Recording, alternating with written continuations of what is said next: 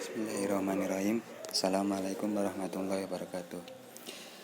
Di sini saya akan menjelaskan filsafat hermeneutika menurut Hans Georg Gadamer.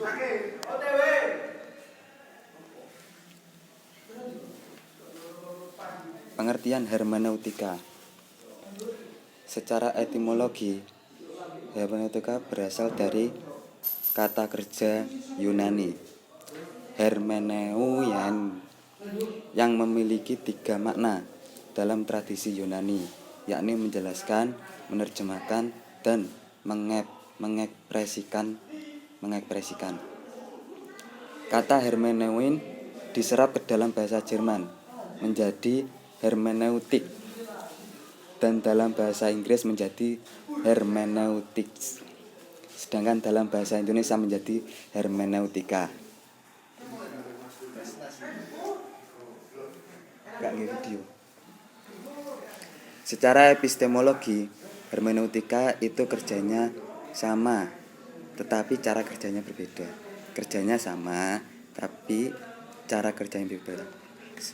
Misal, dalam hal menyapa, contoh kalau di Surabaya, di Sidoarjo, di Gresik, kan itu kalau ketemu sama laki-laki, cara nyapanya kan, woi, tapi bilangnya cak, cara kerjanya. Kalau di daerah Nganjuk, Kediri, itu pakai kang, kerjanya sama, kerjanya menyapa, tapi cara menyapanya berbeda dalam suatu omongan. Yang kedua yaitu mengartikan atau menafsirkan dialek yang berbeda. Hermeneutika itu berhubungan dengan bahasa. Menjadikan bahasa adalah pendapat dari realita untuk mengapresiasi bentuk-bentuk dalam kehidupan. Hermeneutika itu berpikir filosofis yang untuk menjelaskan konsep dalam bahasa. Proses pemahaman ini biasa disebut dengan menafsirkan dalam bentuk penjelasan atau terjemahan. Setelah kita memahami dari filsafat hermeneutika, kita masuk pada seseorang yang bernama Hans Georg Gadamer. Hans Georg Gadamer salah seorang filosof terkemuka Jerman yang dilahirkan di Marburg, Jerman, tanggal 11 Februari 1900 dan meninggal di Heidelberg.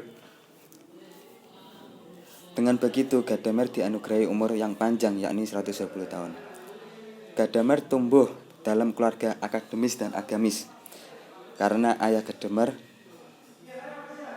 seorang dokter yang bernama Johannes Gadamer merupakan seorang ahli kimia farmasi, dan ibunya merupakan seorang Protestan yang taat dan konservatif.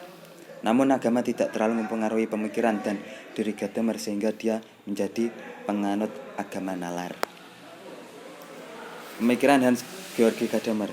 Bagi Hans Georg Gadamer, tugas hermeneutik tidak harus menemukan arti sebuah teks.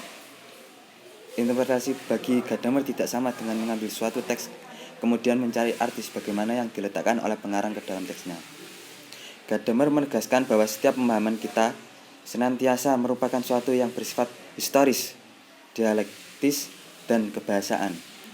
Kunci bagi pemahaman adalah partisipasi dan keterbukaan, bukan manipulasi dan pengendalian. Menurut Gadamer, hermeneutika berkaitan dengan pengalaman, bukan hanya pengetahuan. Berkaitan dengan dialektika, bukan metodologi. Hermeneutika dalam sejarah dan ilmu pengetahuan. Menurut Gadamer, hermeneutika berkaitan dengan pengalaman, bukan hanya pengetahuan. Berkaitan dengan dialektika, bukan metodologi.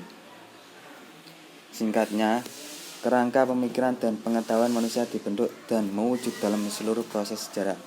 Dari sini dapat disimpulkan bahwa tugas utama hermeneutik adalah memahami teks dan hakikat pengetahuan. Dalam tradisi hermeneutik filosofis, Gadamer adalah pemahaman atau penafsiran terhadap teks tersebut sesuai dengan situasi dan kondisi sang penafsir. Menurut Gadamer, sejarah atau sosialitas masyarakat merupakan medium berlangsungnya semua sistem pengetahuan.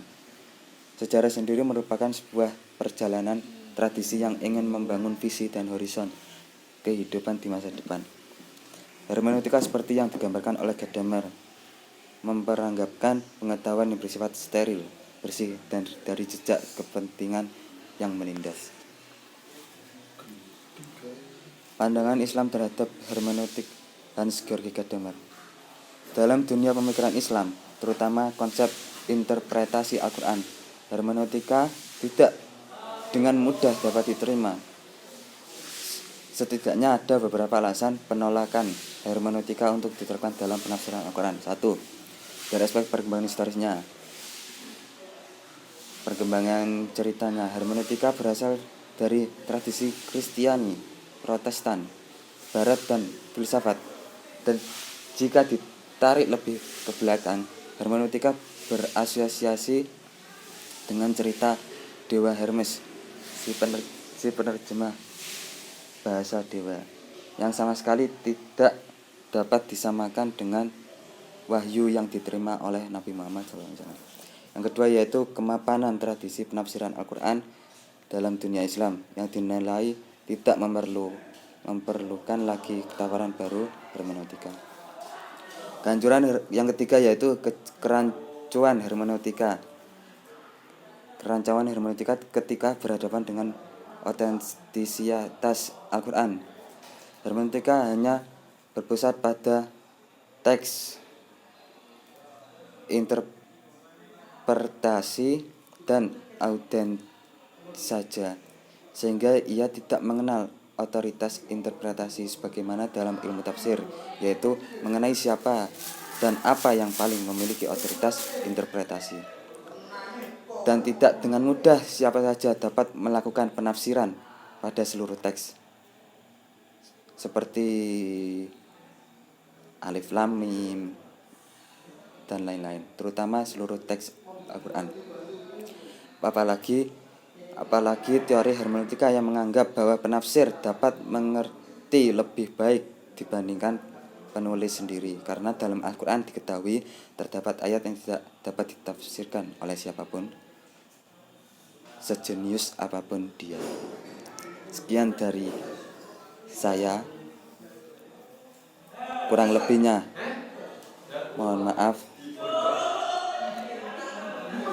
Assalamualaikum warahmatullahi wabarakatuh.